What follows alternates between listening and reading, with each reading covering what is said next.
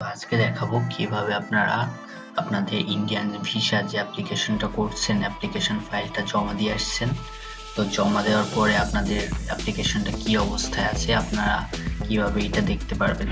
So এটা দেখার জন্য, আপনাদের রানিং স্ট্যাটাসটা দেখার জন্য আপনারা ফার্স্টে লিঙ্কে চলে যাবেন।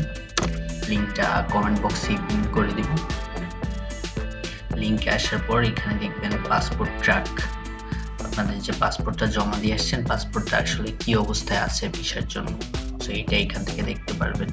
সো এইখানে দেখায় হচ্ছে পাসপোর্টটা আপনারা যখন পাসপোর্ট প্লাস আপনাদের আদার ডকুমেন্টসগুলো যখন সাবমিট করে দিয়ে আসেন ইন্ডিয়ান ভিসা অফিসে, তারপর দিয়ে আর কি এখানে স্ট্যাটাসগুলো দেখা যায়। তারপর দিবেন রেগুলার ভিসা অ্যাপ্লিকেশন,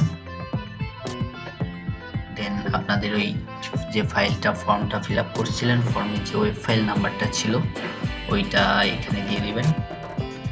লাইক এখানে আমারটা দিয়ে দিচ্ছি, এন্ড নিচে যে লেখাটা থাকবে এটা এখানে দেখে দেখে ফিল আপ করে দিবেন। সাবমিট।